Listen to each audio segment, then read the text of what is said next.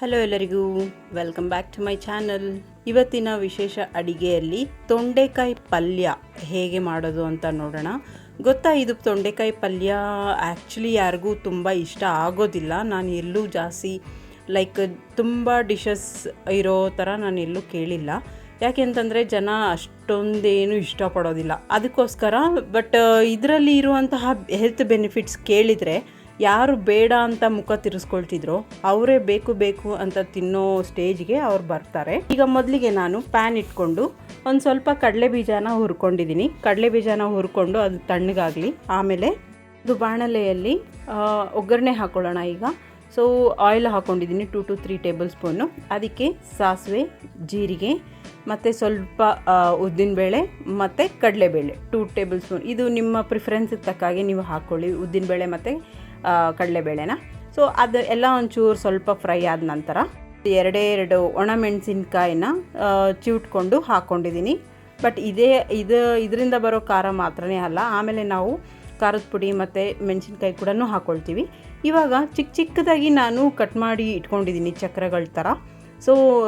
Actually ನಾನೇನು ಇಷ್ಟೊಂದು ಮಾಡ್ತಾಯಿದ್ದೀನಿ, ಯಾರು ತಿಂದೇ ಹೋದ್ರು ಅಂತ ಅಂದ್ಕೊಂಡಿದ್ದೀರಾ.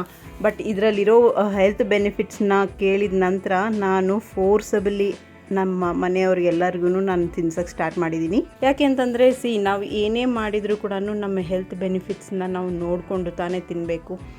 ಹಾಗಾಗಿ ಈ ಒಂದು ತೊಂಡೆಕಾಯಲ್ಲಿ ಏನೆಲ್ಲ ಹೆಲ್ತ್ ಬೆನಿಫಿಟ್ಸ್ ಇದೆ ಅಂತಂದರೆ, ಮಧುಮೇಹ ಆಗಿರಬಹುದು, ಮಧುಮೇಹನ ಕಡಿಮೆ ಮಾಡುತ್ತೆ. ಇದು ಡ್ರಾಸ್ಟಿಕಲಿ ಸ್ವಲ್ಪ ಕಡಿಮೆ ಮಾಡುತ್ತೆ. ನಮಗೆ ಫ್ಯಾಟ್ ಲಾಸ್ ಕೂಡ ಆಗುತ್ತೆ ಇದರಿಂದ. ಫ್ಯಾಟ್ ಲಾಸ್ ಆಗುತ್ತೆ ಅಂತಂದರೆ ಆಬ್ವಿಯಸ್ಲಿ ಎಲ್ಲರೂ ಇದನ್ನು ಅವರ ಫುಡ್ಡಲ್ಲಿ ಇನ್ಕ್ಲೂಡ್ ಮಾಡಿಸ್ಕೊಳ್ತಾರೆ. ಯಾಕೆಂತಂದರೆ ಈಗಿನ ಪರಿಸ್ಥಿತಿ ಜಾಸ್ತಿವರೆಗೂ ಬೊಜ್ಜಿರುವಂತಹ ಜನ 100ರಲ್ಲಿ 80% ಆದರೂ ಬೊಜ್ಜಿರುವಂತಹ ಜನನೇ ಈಗ ಇರೋದು. ಯಾಕೆ ಅಂತಂದರೆ ನಾವು ತಿನ್ನುವಂತಹ ಆಹಾರ ಆ ಥರ ಇರುತ್ತೆ. ಅದಕ್ಕೋಸ್ಕರ ಇದು ತೊಂಡೆಕಾಯಿ ನಮಗೆ ಬೊಜ್ಜನ್ನ ಕರಗಿಸೋದಕ್ಕೂ ಕೂಡ ತುಂಬ ಹೆಲ್ಪ್ ಆಗುತ್ತೆ. ಮತ್ತು ಇನ್ನೊಂದು ಕಿಡ್ನಿ ಸ್ಟೋನ್ಸ್ ಕೂಡ ಈ ತೊಂಡೆಕಾಯಿ ಅನ್ನೋದು ಒಂಥರ ರಾಮಬಾಣ ಅಂತಲೇ ಹೇಳ್ಬಹುದು. ಈಗ ನಾನು ತೊಂಡೆಕಾಯಿನ ಫ್ರೈ ಮಾಡ್ಕೊಳ್ತಾ ಇದ್ದೀನಿ. ಡ್ರೈ ಫ್ರೈನೇ ಮಾಡ್ಕೊಳ್ತಾ ಇರೋದು. ಇಲ್ಲಿ ಜಾಸ್ತಿ ನಾನೇನು ನೀರು ಹಾಕ್ಕೊಳ್ತಾ ಇಲ್ಲ, ಏನೂ ಇಲ್ಲ.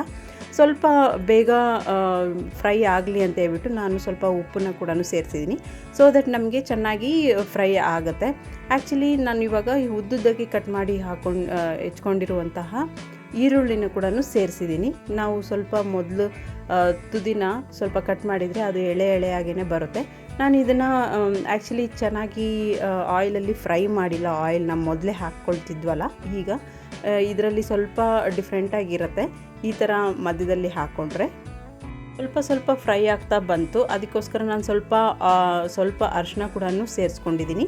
ಮತ್ತು ಚೆನ್ನಾಗಿ ಫ್ರೈ ಮಾಡ್ಕೊಳ್ತಾ ಇದ್ದೀನಿ. ಆ್ಯಕ್ಚುಲಿ ಇದನ್ನು ನಾನ್ ಸ್ಟಿಕ್ಕಲ್ಲಿ ಅಲ್ದಿರ ನಾರ್ಮಲಿ ಬಾಣಲೆಯಲ್ಲಿ ಮಾಡಿಕೊಂಡ್ರೆ ತುಂಬ ಚೆನ್ನಾಗಿ ಫ್ರೈ ಆಗುತ್ತೆ, ಬೇಗ ಫ್ರೈ ಆಗುತ್ತೆ. ಆಮೇಲೆ ಸ್ವಲ್ಪ ಕ್ರಿಸ್ಪಿ ಥರನೂ ಬರುತ್ತೆ. ನಾರ್ಮಲಿ ನಾನ್ ಸ್ಟಿಕ್ ಅಲ್ದಿರ ನಾರ್ಮಲ್ ಬಾಣಲೆಯಲ್ಲಿ ಬೇಯಿಸ್ಕೊಂಡ್ರೆ. ಈಗ ಎರಡು ಉದ್ದಕ್ಕೆ ಕಟ್ ಮಾಡಿ ಇಟ್ಕೊಂಡಿರುವಂತಹ ಮೆಣಸಿನ್ಕಾಯಿನ ಕೂಡ ಸೇರಿಸ್ಕೊಂಡಿದ್ದೀನಿ. ಇದನ್ನು ಹಂಗೆ ಸ್ವಲ್ಪ ಹೊತ್ತು ಫ್ರೈ ಆಗ್ತಾ ಇರಲಿ. ಯಾಕೆ ಅಂತಂದರೆ ಇದು ಸ್ವಲ್ಪ ಟೈಮ್ ತಗೊಳ್ಳುತ್ತೆ ಬಾಯ್ಲ್ ಆಗೋದಕ್ಕೆ.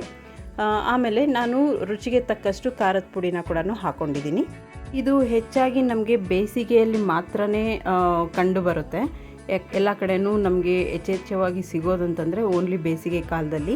ಇದರಲ್ಲಿ ನಾರಿನಾಂಶದ ಜೊತೆಗೆ ಕ್ಯಾಲ್ಶಿಯಂ ಮತ್ತು iron, vitamin B1, B2, B6 ಇದೆಲ್ಲ ಕೂಡ ಇರೋದ್ರಿಂದ ತುಂಬ ಒಳ್ಳೆಯದು ಆರೋಗ್ಯಕ್ಕೆ.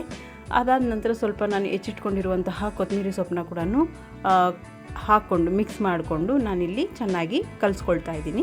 ಅದಾದ ನಂತರ ಶುಗರ್ ಲೆವೆಲ್ನ ಕೂಡ ತುಂಬಾ ಕಡಿಮೆ ಮಾಡೋದಕ್ಕೆ ಇದು ತುಂಬ ಹೆಲ್ಪ್ಫುಲ್. ಹಾಗಿರುವಾಗ ನಾವು ಯಾಕೆ ಇದನ್ನು ಅಷ್ಟೊಂದು ನೆಗ್ಲೆಕ್ಟ್ ಮಾಡಬೇಕು? ಖಂಡಿತ ಈ ಎಲ್ಲ ಪೋಷಕಾಂಶಗಳು ಅಥವಾ ಎಲ್ಲ ಹೆಲ್ತ್ ಬೆನಿಫಿಟ್ಸ್ನ ದೃಷ್ಟಿಯಲ್ಲಿಟ್ಕೊಂಡು ಇದನ್ನು ಚೆನ್ನಾಗಿ ತಿನ್ನೋದಕ್ಕೆ ಟ್ರೈ ಮಾಡಿ. ಅದಾದ ನಂತರ ಇವಾಗ ನನಗೆ ಫ್ರೈ ಆಗಿದೆ, ಆಲ್ಮೋಸ್ಟ್ ಒಂದು 90% ಫ್ರೈ ಆಗಿದೆ. ಅದಾದ ನಂತರ ನಾವು ಆಲ್ರೆಡಿ ಹುರಿದಿಟ್ಕೊಂಡಿರುವಂತಹ ಕಡಲೆ ಬೀಜನ ಹೊಟ್ಟು ತೆಗೆದಿಟ್ಕೊಂಡು ಸ್ವಲ್ಪ ತರಿಯಾಗಿಯೇ ನಾನು ಪೌಡರ್ ಮಾಡ್ಕೊಂಡಿದ್ದೀನಿ ಮಿಕ್ಸಿಯಲ್ಲೇ. ಈಗ ಒಂಚೂರು ಆಗಿದೆ ಅಂತ ನನಗೆ ಅನ್ನಿಸ್ತು. ಸೊ ಹಾಗಾಗಿ ನಾನು ಸರ್ವ್ ಮಾಡ್ಕೊಳ್ತಾ ಇದ್ದೀನಿ. ನೋಡಿ, ಇದು ಚಪಾತಿ ಜೊತೆಗೆ ತುಂಬ ಒಳ್ಳೆ ಕಾಂಬಿನೇಷನ್. ಟೇಸ್ಟ್ ಅಂತೂ ತುಂಬ ಸೂಪರಾಗಿತ್ತು. ಸೊ ನೀವೆಲ್ಲ ಟ್ರೈ ಮಾಡ್ತೀರಾ ಅಂತ ಅಂದ್ಕೊಂಡಿದ್ದೀನಿ. ಮತ್ತೆ ಇನ್ನೊಂದು ರೆಸಿಪಿಯೊಂದಿಗೆ ಮತ್ತೆ ಸಿಗೋಣ. ಅಲ್ಲಿವರೆಗೂ ನಮಸ್ಕಾರ.